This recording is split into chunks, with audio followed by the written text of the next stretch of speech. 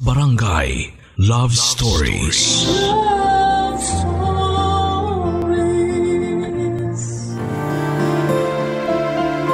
Ang bawat buhay sa mundong ito ay hiram lang mula sa may kapal.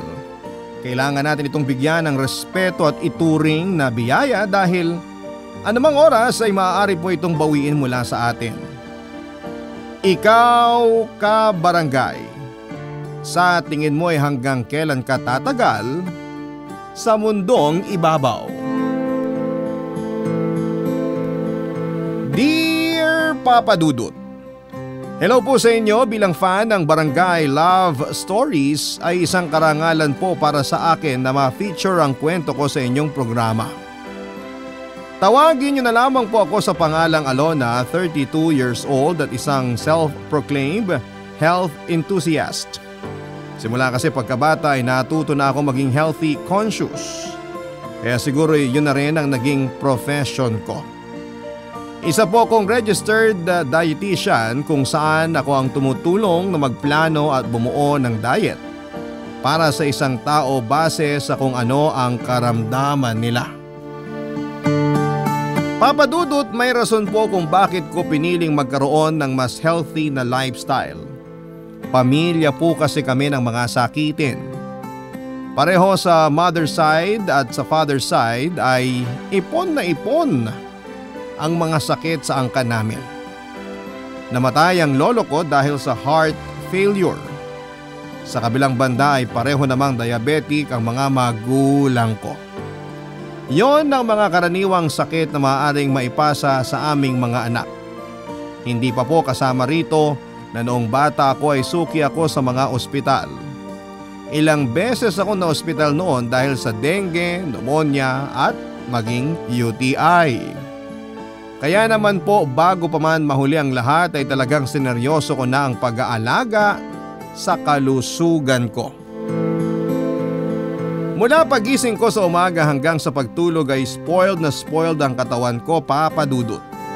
Lahat na siguro ng paraan para mas mapalusog pa ang katawan ko ay ginawa ko na. Never akong nagbisyo, kailanman ay hindi ako nakatikim ng alak o gumamit ng sigarilyo o vape. Lagi rin po akong umiiwas sa mga taong nagyoyosi dahil alam kong nakakakuha din ng sakit ng isang tao sa pamamagitan ng second-hand smoking. Paminsan-minsan lang ako kung kumain ng karne, hindi ako tumitikim ng taba at puro gulay lamang ang karaniwan na kinakain ko. Ang problema nga lang, Papa Dudut, katawan ko lang ang kaya kong kontrolin. Hindi ko na kontrol ang ibang tao lalo na ang mga mahal ko sa buhay sa kung ano ang lifestyle na meron sila. Tanging ang maibibigay ko lang sa kanila ay mga advice kung papaano maging mas healthy. Ito ang na-adapt sa akin ng boyfriend ko for 2 years na si Leonard. Pero sa kasamaang palad, Papa Dudut, kahit na healthy living na siya noon, ay dinapuan pa rin siya ng nakamamatay na sakit.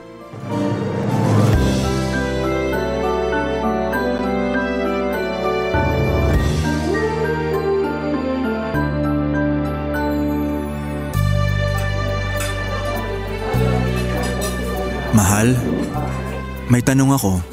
Ano yun? Hindi ka ba nagsasawa dyan sa salad mo?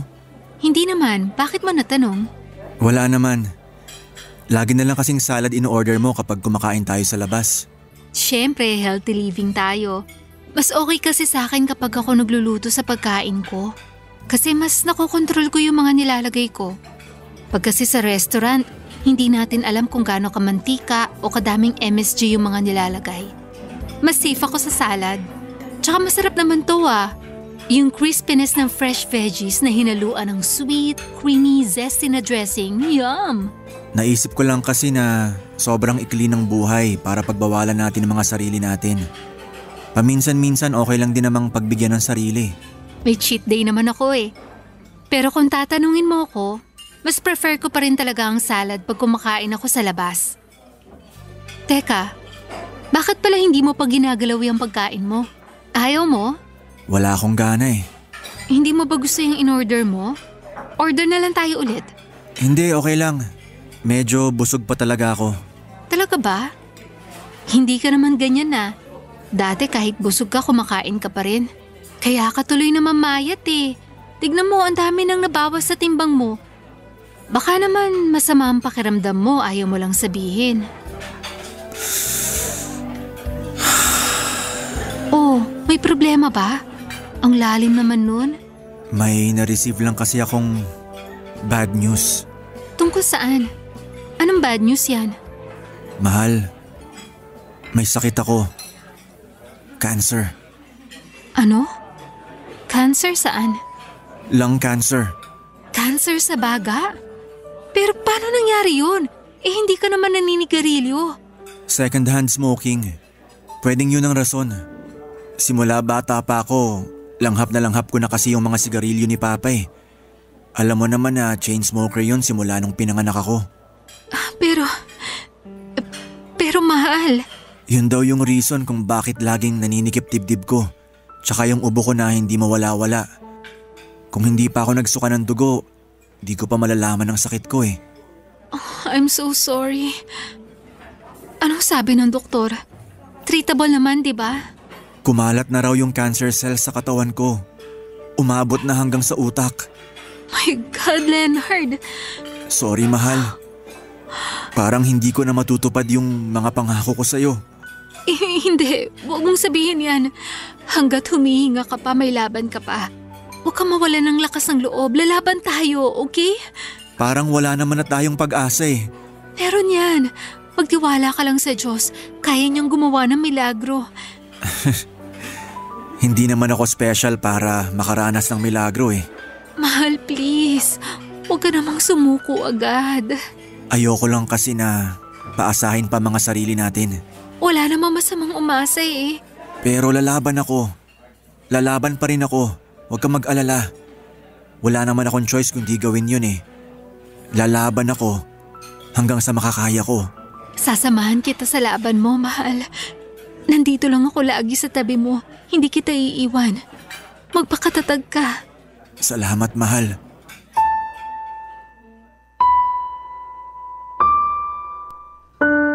Papa Dudut, nakilala ko si Leonard sa isang fitness event. Siya ang tumulong sa akin noong sa kalagitnaan ng event ay nawalan ako ng malay dahil sa dehydration.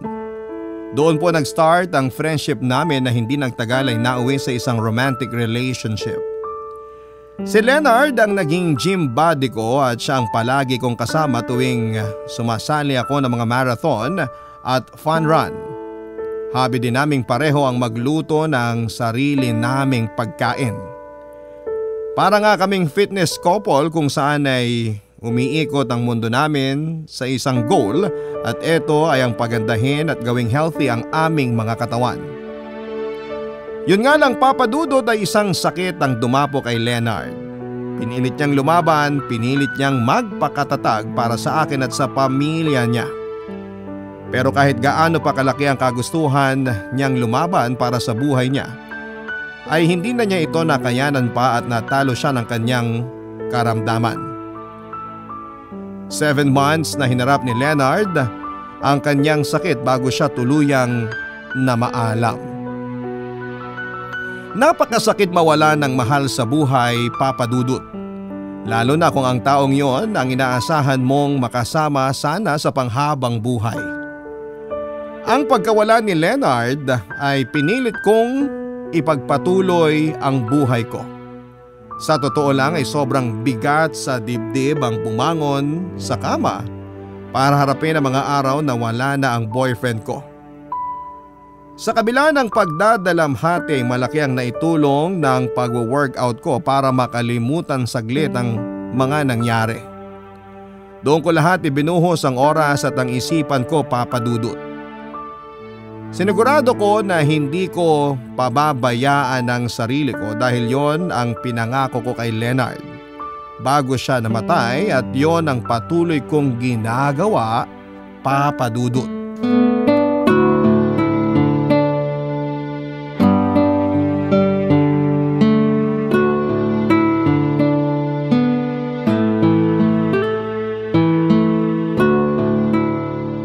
Ate, favor naman. Pwede bang mag-extend dito sa apartment mo kahit 2 days lang. May lakad ako sa weekend eh. Dito na lang muna ako uuwi. Anong lakad na naman yan? Puro ko na lang lakwatsa. May ginagawa kasi kaming vlog. Magre-review kami ng mga bars, clubs, kaya magbabar hopping kami for 2 days. Yan, dyan ka magaling. Ang gumimik. Luck is life eh. Kumusta naman atay mo? Hindi ka na naawa sa katawan mo? May good relationship pa rin naman kami ng atay ko kahit papano. Ano ka ba ate? Para kang hindi dumaan sa pagkabata.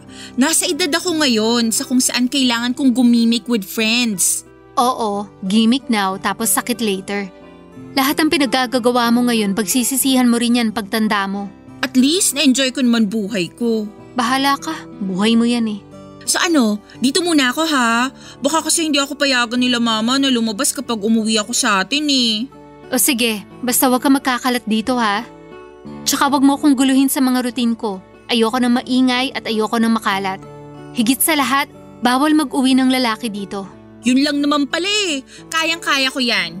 O siya, maiwan na kita. Saan ka pupunta? Matutulog na ako, 9:00 na eh. La, thunders yan. Ang aga mo namang matulog. Labas muna tayo, kain tayo. Katatapos lang natin kumain ng dinner ah. Kasi naman yung dinner mo hindi ko bet. Walang lasa tsaka walang thrill. Ang boring-boring. Ayoko nang lumabas, tinatamad na ako. Tsaka nakapag-skincare na ako. Umorder ka na lang online. Okay. May ma-order pa kaya akong tacos sa ganitong oras? O pizza na lang kaya? Gusto mo ng pizza? Ayoko, busog na ako. O sige, magtatacos na lang ako. Ay, pizza na lang pala. Gusto ko ng all meat tsaka 4 cheese. Ikaw talaga yung mga kinakain mo, walang sustansya. Bakit? Sarap kaya ng pizza, nakakabusog. Nakakabusog nga, pero puno naman ng saturated fat. Gusto mo ba na tumaas cholesterol level mo? Ayan ka na naman eh. Ginagamit mo na naman yung profesyon mo sa akin. Lahat na lang ng pagkain, puro yung macronutrients ang nakikita mo. Pwede bang pizza is pizza lang? Hindi yung binabanggit pa kung ano-anong merong makukuha sa pagkain.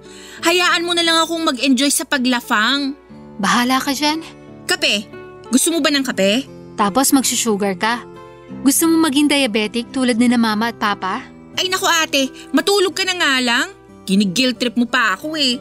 Gusto ko lang naman kumain in peace. Pwede ba yun? Pinagsasabihan lang kita. Kasi totoo yung kasabihan na health is wealth. Oo na, alam ko naman yun eh. Kapag nagkasakit ka, gagastos ka na malaki. Alam ko rin yan. Pero saka na lang natin yan problemahin. Ang mahalaga, mabusog ko tong sikmura ko na kanina pa kumakalam. Bahala ka na nga. Buhay mo yan eh. True. Kaya kung gusto mong matulog, matulog ka na. Ako naman, o-order ng pagkain at magmo-movie marathon. O siya, good night. Good night! Papadudod kung ikukumpara ko ang buhay ko sa kapatid kong si Erica ay talagang magkaiba kaming dalawa. Si Erica ang tipikal na dalagang ginagawa ang lahat ng bagay na gusto at kaya niyang gawin. Gagala siya kung saan, kakain sa labas at magpupuyat kahit anong oras. Ako naman ay masyadong reserve sa buhay ko. Trabaho at apartment lamang ako kung saan ako nagluluto ng sarili kong pagkain at nagpapahinga sa tamang oras. Hindi po ako tita pero parang pang-tita na ang buhay ko. Ayos lamang yon para sa akin dahil tahimik ang buhay ko at ako ang may kontrol nito.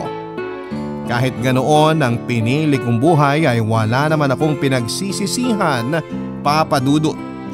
Nakakaya ko pa rin namang enjoyin ang pagkabata ko sa kabila ng maraming restrictions.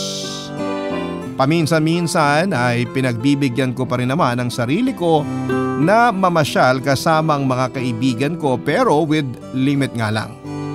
Noong minsan ngang nag-out of town kami ay nag-food trip ang mga kaibigan ko. Puro sila mamantika at matatabang pagkain samantalang ako ay nasa healthier food range.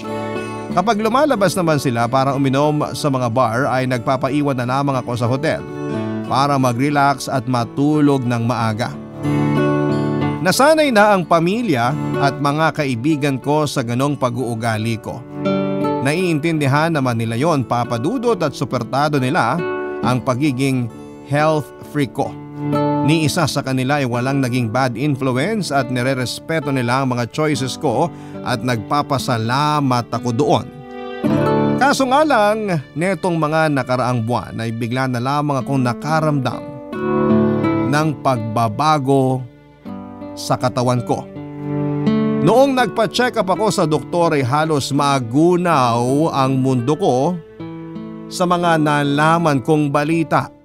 Barangay Love Stories. Barangay Love Stories. Papadudot, dati nang mahina ang mga mata ko. Simula pagkabata ay nakasuot na ako ng eyeglasses dahil mahina ang paningin ko. Pero sa pagtanda ko ay mas lumala ang problema ko sa mga mata ko. May mga pagkakataong nagiging blurry ang vision ko at sumasakit din ang likod ng mata ko at bigla na lamang nagiging sensitive sa mga ilaw. Nadadalas din ang pananakit ng ulo ko pero kahit ganoon ay iniiwasan kong mag-take ng gamot, papadudot. 2 beses din akong nawala ng malay sa loob lamang ng 1 buwan sa hindi malamang rason. Noong nagsimulang sumakit ang leg ko ay nag-decide na akong magpatingin sa doktor. Maraming laboratory tests ang ginawa sa akin, papadudot, para malaman kung ano ang nararamdaman ko at noong unay nahirapan silang i-diagnose ang sakit ko. Pero noong dumaan ako sa CT scan ay doon nila napag-alamang meron po akong brain aneurysm. Para po sa kalaman ng mga nakikinig, ang brain aneurysm po ay ang tawag sa manipis na umbok sa blood vessel na makikita sa utak. Para po itong maliit na balloon na kapag lumaki ay maaaring ma-rupture o pumutok. At kapag ito ay nangyari, ay magkakos po ito ng bleeding sa utak na maaaring ikamatay ng isang tao. Ang sabi ng doktor ko ay common naman daw ang brain aneurysm at hindi ito gaanong seryoso kapag maliit lamang. Pero sa kaso ko ay unti-unti na itong lumalaki at anytime ay maaari na itong pumutok na siyang kinakatakot ko, papadudot. Para akong nasa isang masamang panaginip ng mga panahong yon. Feeling ko lahat ng efforts ko sa pag-aalaga at pagbabantay ko sa kalusugan ko ay bigla na lamang nasayang. Lahat ng sacrifices ko ay parang wala lang dahil at the end ay nagkasakit pa rin ako. Ilang linggo rin akong nagmumukmok para iproseso ang nangyari sa akin hanggang sa mapansin po ito ng kapatid ko, papadudot.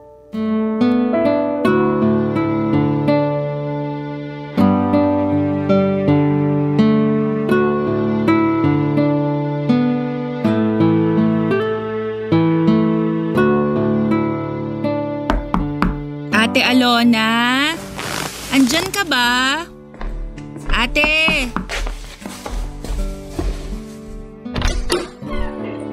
Ano yun? Oh my gosh! Anong amoy yun? Ha? Yung sumalubong sa aking hangin mula dyan sa apartment mo, ang baho! May tinatago ka bang patay dyan? Tsaka anong nangyari sa itsura mo? Naliligo ka pa ba? Bakit ka ba nandito? Inutusan ako ni mama na i-check ka. Hindi ka raw nagre-reply sa mga messages niya. Tapos sa GC naman natin, puro scene ka lang. Gusto lang niyang malaman kung buhay ka pa. Buhay pa ako. Op, sandali lang. Di mo ba ako papapasukin? Hindi ako tumatanggap ng bisita ngayon. Bakit? May problema ka ba? May pinagdadaanan? Pwede mo namang i-share sa akin eh. Kung gusto mo ng kausap, nandito lang ako. Ano? Pwede bang pumasok? Pumasok ka. Apartment mo ba talaga to? Anong nangyari dito? Bakit ang daming kalat? Okay ka lang ba talaga, ate? Oo, okay lang ako, Erica. Kaya kung puro reklamo lang ang sasabihin mo sa kung gaano kadugyot tong apartment ko, makakaalis ka na. Wala akong time para sa mga ganyang bagay ngayon. Yung totoo, tatanungin ulit kita ha. Okay ka lang ba? Hindi ako okay. Hindi ako okay. Ate, anong nangyari? Bakit ka nagkakaganito? May sakit ako. Mamamatay na ako, Erica. Mamamatay na ako. Ha? Sinong nagsabi? Anong sakit ang sinasabi mo? May brain aneurysm ako. Nagpa-check up ako sa doktor. May nakita silang aneurysm sa utak ko. Anytime daw, maaari itong pumutok na pwede kong ikamatay. Hala ate, totoo ba to? Natry mo na bang magpa-second opinion? Para saan pa? Para umasa ako na mali lang yung doktor? Sino naman ako para questionin sila? Para lang masigurado. Na-explain na sa akin lahat-lahat ni Doc. Kumpirmado na ang sakit ko. Hindi ko na kailangan pa ng second opinion. Pero ano sabi nila? Madadala ba sa gamutan? May treatments na pwedeng gawin. Kailangan ko raw maoperahan. O gano'n naman pala eh. Wala ka naman palang dapat ikabahala. Pero hindi natin sigurado kung magiging successful yung operasyon. Erika, bubutasan nila tong bungo ko. Alam mo ba kung gaano kaseryoso yun? Pero seryoso din naman ang lagay mo ngayon eh. Mas mabuti na yung maayos na to agad sa lalong madaling panahon. Natatakot ako. Paano kung hindi ko kayanin yung operasyon? Paano kung mamatay ako sa kalagitnaan ng surgery? Erika, ayoko pang mamatay. Hindi ka mamamatay, ate. Fighter ka, di ba? Oo, pero wala pa namang problema sa akin sa ngayon eh. Ayoko muna magpagalaw. Baka hindi na ako makabalik sa dati.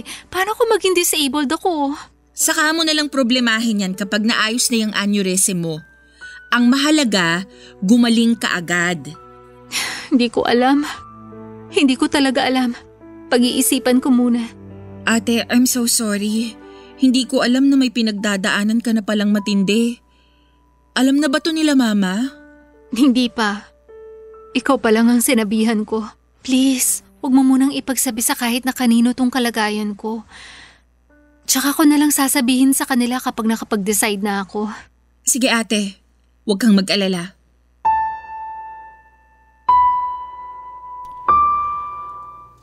Papadudot matapos malaman na meron akong brain aneurysm ay nirefer ako sa isang neurologist.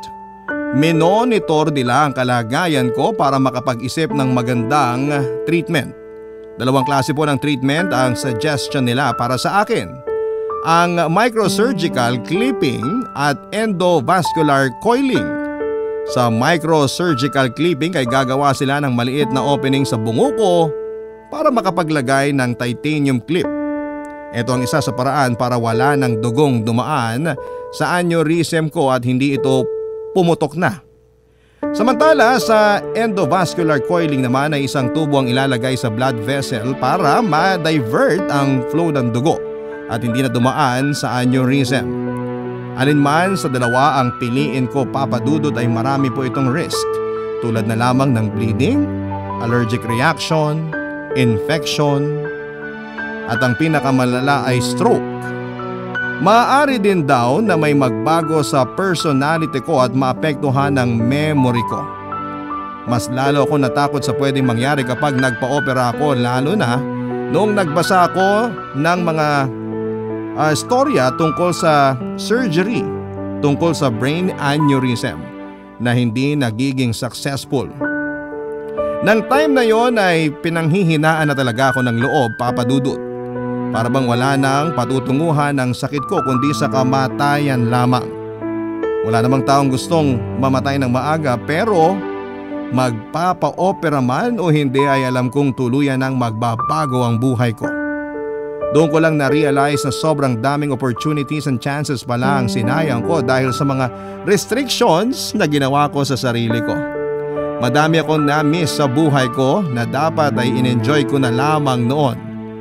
Pinagbawalan ko ang sarili ko sa mga bagay na masaya at kapalit lamang pala nito ay isang sakit, papadudot.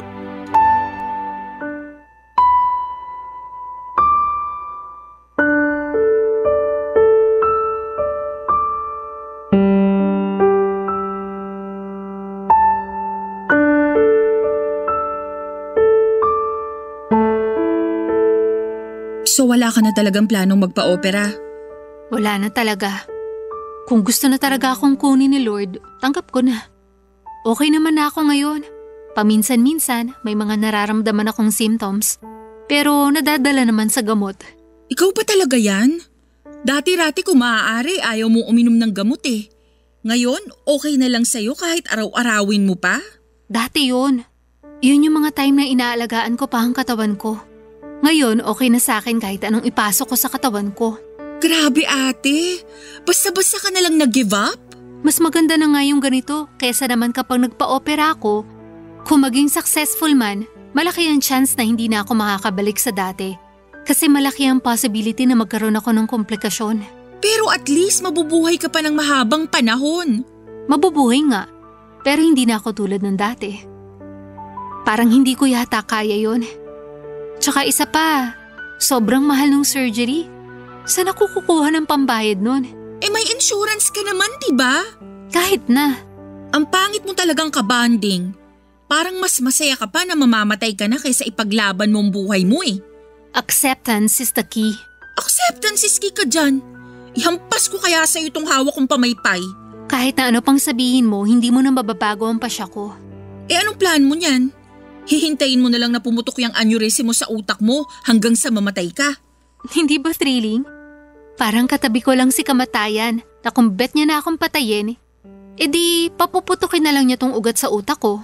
May sayad ka na ata eh. Naapektuhan na rin ba ang pag-iisip mo dahil sa aneurysm mo? Paano mo nagagawang biro yung sakit mo? Siguro nga nababaliw na ako. Baka ganito lang talaga kapag nakatapak na ako sa mga kuko ni kamatayan. Kung ano-ano na ang pumapasok sa isip ko. Naiintindihan naman kita. Mahirap ang pinagdadaanan mo. Maski ako naman hindi ko rin alam ang gagawin ko kapag nasa sitwasyon mo ko. Pero ate, huwag mo naman pabayaan yung sarili mo dahil lang sa nangyari. Sino ba nagsabing pababayaan ko ang sarili ko? Actually, kabaliktaran niya ng gagawin ko. Bakit? Ano bang pinaplano mong gawin? Simula ngayon, ispoil ko tong sarili ko. Paanong spoil? Alam mo yung mga bagay na iniiwasan ko dati? Gagawin ko na. Yung mga experiences na hindi ko pa na-try, susubukan ko na. Kakain ako ng katulad ng mga kinakain mo, pupunta ako sa mga lugar na gusto kong puntahan, magbubuhay turista ako sa sarili kong bansa. Nahihibang ka na nga talaga. Ngayon ka pa talaga magkakaganyan ngayong may sakit ka? Tumpak! Dahil may sakit na ako, gagawin ko na lahat ng gusto ko bago pa maubos ang oras ko. Okay din naman yung naisip mo. Pero yan ba talaga ang priority mo ngayon? Erika, pagbigyan mo na ako. Ituring mo na lang to bilang death wish ko. Si ate naman may parang tanga. Seryoso nga ako. Actually, may nagawa na akong bucket list para sa mga plano ko. May checklist na ako ng mga pagkaing titikman ko. Pwede na kitang samahan mag-bar. Ayaw mo ba nun? Mas gusto ko na samahan mo ko hanggang sa pagtanda ko. Si Lord lang ang makakapagsabi niyan. Ibinibigay ko na sa kanya ang buhay ko. Siya na ang bahala sa akin. Bahala ka! Susumbong kita kay mama. Sinabi mo na ba sa kanya ang totoo? Hindi pa. Pero pag pinagpatuloy mo yung ginagawa mo, mapipilitan akong magpatulong sa iba. Hindi ko kailangan ng tulong. Ang kailangan ko, oras. Dahil paubos na ang oras ko, Erika. Hindi totoo yan! Tanggapin mo na lang ang totoo. Hindi! Bahala ka dyan. Aalis na ako. Mag-usap na lang tayo kapag matino ka ng kausap. Erika! Ang naging laman ng bucket list ko, Papa Dudut, ay ang mga bagay na never ko pang nagawa o nasubukan. Gusto kong bumawi sa mga bagay na na-miss ko dahil anumang oras ay pwedeng pumutok ang aneurysm ko. Kung noon ay puno ako ng restrictions. That time naman ay naging carefree ako, Papa Dudut. Kinain ko ang lahat ng cravings ko mula sa pizza at iba't ibang flavored fries, burgers at kung ano-ano pa. Naisip ko noon na mamamatay lang din naman ako kaya titikman ko na ang lahat ng pwedeng matikman. Nagsimula din ako magpuyat at manood ng kung ano-anong palabas online para kong ibon na nakawala sa hawla na ako mismo ang bumuo. Aaminin ko, Papa Dudut, na na-enjoy ko ang mga panahong yon kung saan ay hindi ko iniisip kung healthy ba ang isang bagay o hindi. Ilang buwan din akong umabsent sa gym at inubos ang savings ko sa pamamasyal at pag-try ng mga bagong bagay. Tanggap ko na noon na malapit na ang katapusan ko kaya sinulit ko na ang bawat oras ko, lalo that anytime ay pwedeng ma-rapture ang ugat sa utak ko. Pero papadudot sa kasagsagan ng pagbuo ko ng aking bucket list ay isang bagay ang hindi ko inaasahan na nangyari. Biglaan na pumasok sa buhay ko ang isang lalaki na siyang magpapabago sa takbo ng mga pangyayari ng mga panahong yon. Papadudot. Barangay Love Stories. Barangay Love Stories. Papadudot Jared ang pangalan ng lalaking dumating sa buhay ko. Sa isang resort ko siya nakilala habang nakaupo ako sa minibar at pilit na tumitikim ng cocktail. Unang impression ko kay Jared, yung tipo ng mga lalaking mahilig makipag-flirt for one night fun. Outfit pa lamang niya ay nagpapa-impress na, kaya alam kong maraming kababaihan ang nafo-fall sa kanya. Kaya noong lapitan niya ako ay hindi ko siya gaanong pinansin. Pero noong magkaroon ng tama ang cocktail na iniinom ko ay inacknowledge ko rin siya sa huli dahil desidido talaga ako na makipagkwentuhan na rin. After ng mahaba-habang pag-uusap namin ni Jared ng gabing yon ay nagbago ang impression ko sa kanya. Siya lang din naman pala siyang kasama at nakikipag-usap siya sa mga hindi niya kakilala for companionship lang at walang halong mali siya. After noon ay nasundan pa ang pagkikita namin dahil naka-check-in kami pareho sa iisang resort. Doon na po nabuo ang pagkakaibigan namin. Noong maghiwalay kami ay nagpalitan kami ng contact number at nagpatuloy ang communication naming dalawa. Sa mga sumunod na buwan ay si Jared na ang naging kasama ko sa pagbuo ng bucket list ko. Sinamahan niya ako sa mga trip ko at ito ang dahilan kung bakit mas lumalim pa ang pagtingin namin sa isa't isa. Hindi nagtagal ay nagsimulang iparamdam sa akin ni Jared ang feelings niya. Sinubukan niya akong ligawan, papadudot, at sa totoo lang ay may feelings na rin naman ako sa kanya that time. Pero nagdadalawang isip ang puso kong tatanggapin ko ba siya sa buhay ko dahil alam ko na limited na lamang ang oras ko sa mundong ito.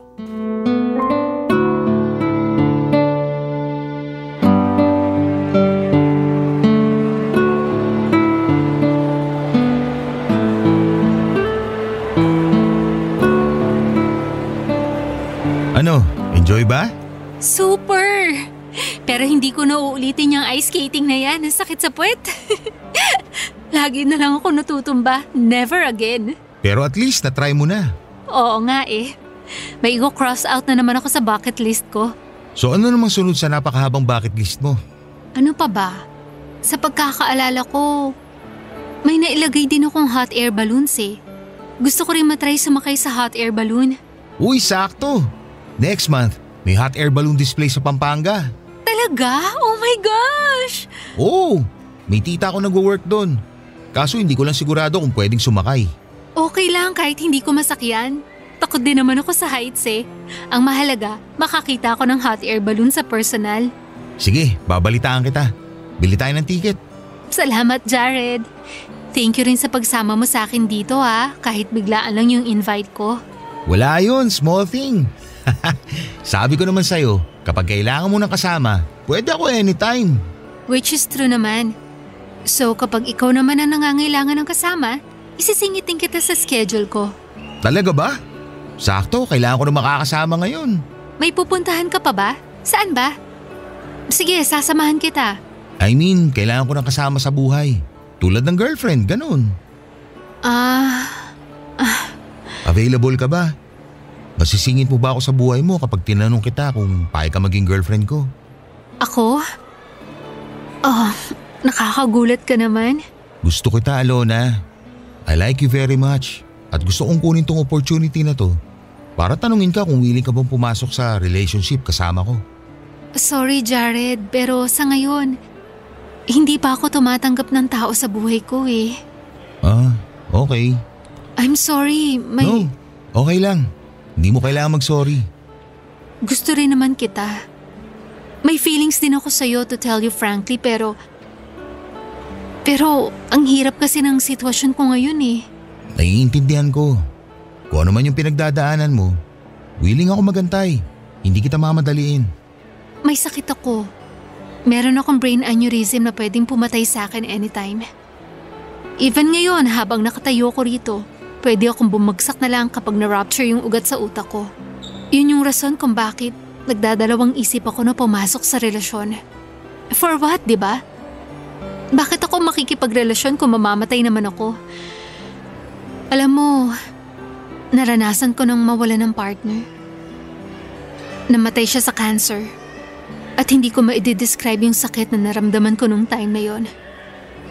Ayokong ipasa sa'yo yung pain na yon, Jared, kapag ako naman yung nawala. Pero nagagamot naman yung brain aneurysm, di ba? Yes, oo, pwede. Pero maraming risk eh. Ayokong i-risk yun kasi gusto ko pang i-enjoy ang buhay ko. Naiintindihan kita. I'm sorry kung nangihimasok ako sa desisyon mo. Okay lang, hindi naman big deal. Pero ayun nga, I'm sorry, Jared. Kung no ang magiging sagot ko sa tanong mo. Naiintindihan ko. Huwag ka mag-alala. Nandito pa rin naman ako. Ipagdadasal ko ang recovery mo. Salamat.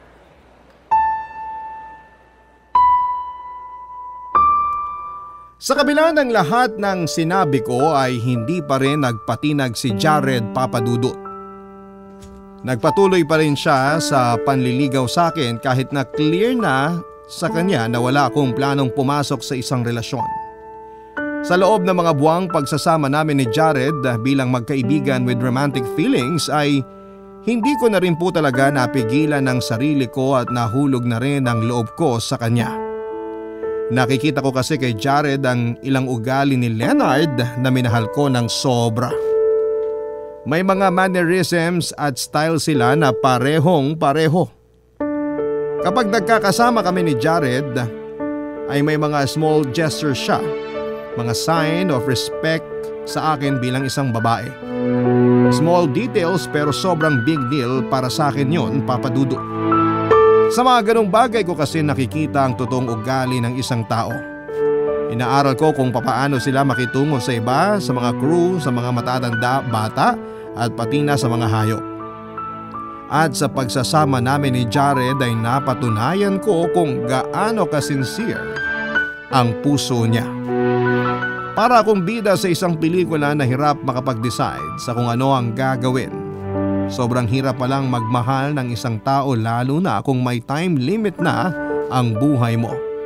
Pero sa huli tinalo ako ng feelings ko, Papadudut. Pinagpasa Diyos ko na lamang ang lahat at sinagot ko po si Jared. Naisip ko noon na kahit papaano'y deserve ko pa rin namang umibig at maging masaya kahit na nalalapit na ang katapusan ko. Noong maging kami ni Jared ay siyang naging pag-asa ko kung kailan ay sumusuko na ako. Pilit niya akong hinihikayat na i-consider ulit ang pagpapa-opera, Papadudut.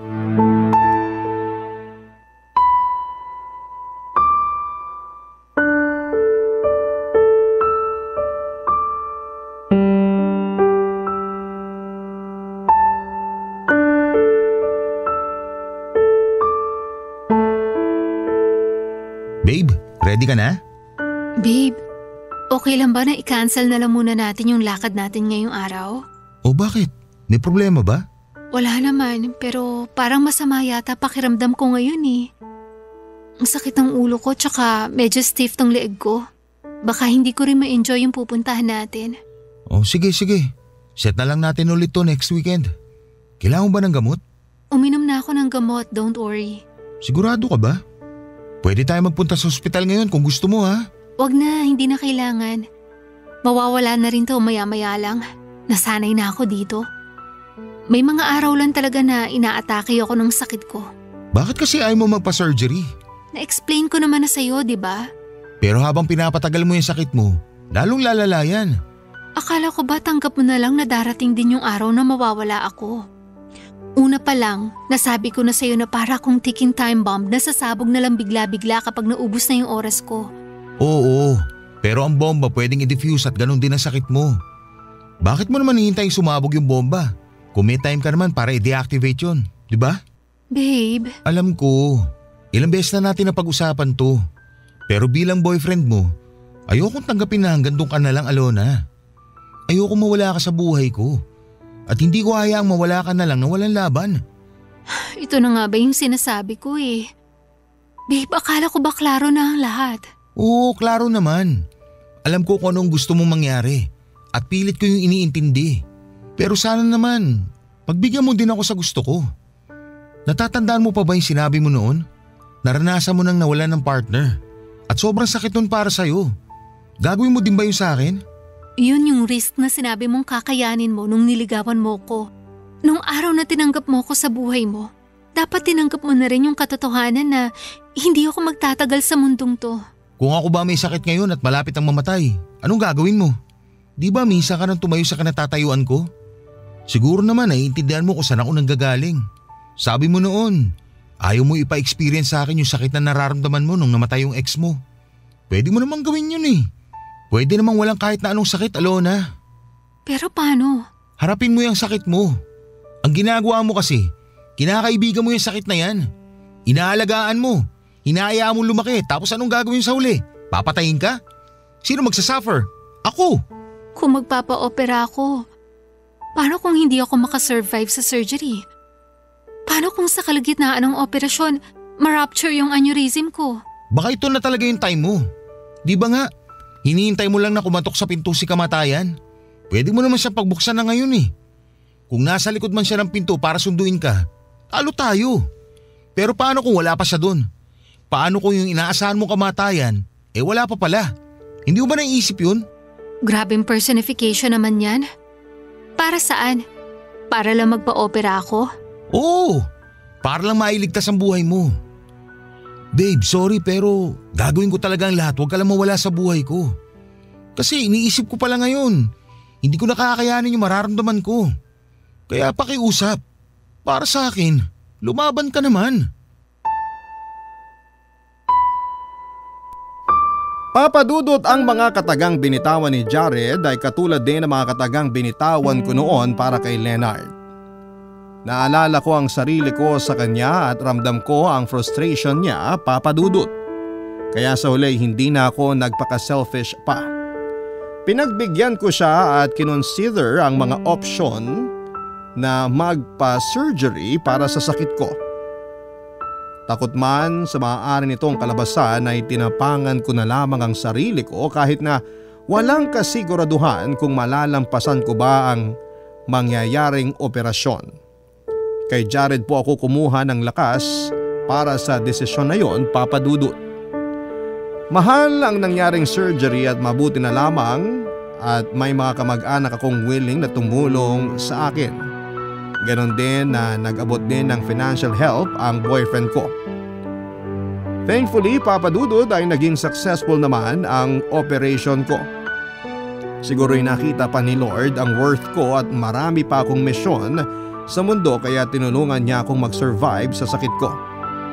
Sa kabila ng matagumpay na surgery ay kailangan ko pa rin bantayan ang kalusugan ko dahil magkakaroon daw ng side effects ang foreign object na nilagay sa utak ko. Kahit ganoon ay super thankful pa rin po ako na sa wakas ay nabigyan pa ako ng pagkakataong mabuhay pa ng mas matagal. Malaki ang pasasalamat ko sa Panginoon, kay Jared pati na rin sa pamilya at mga kaibigan ko dahil hindi nila ako pinabayaan sa laban ko.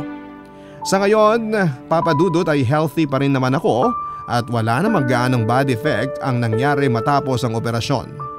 Sa katunayan ay 4 years na po ang lumipas simula nung nangyari ang kwentong shinare ko sa inyo. Kaka-celebrate nga lang namin ni Jared ng ika-4 na anniversary namin bilang magkasintahan at going stronger pa rin hanggang ngayon ang relationship namin. Papadudot, the end na po.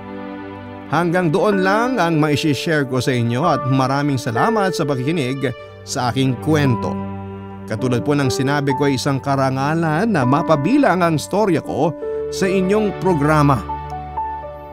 Maraming salamat po and more power sa Barangay Love Stories sa Barangay LS 97.1 Forever. Ang inyo pong forever kapuso at kabarangay at avid fan ng inyong programa, Alona. Nagustuhan ng iyong napakinggan? Ituloy yan via live stream sa www.gmanetwork.com/radio. Barangay LS 97.1 For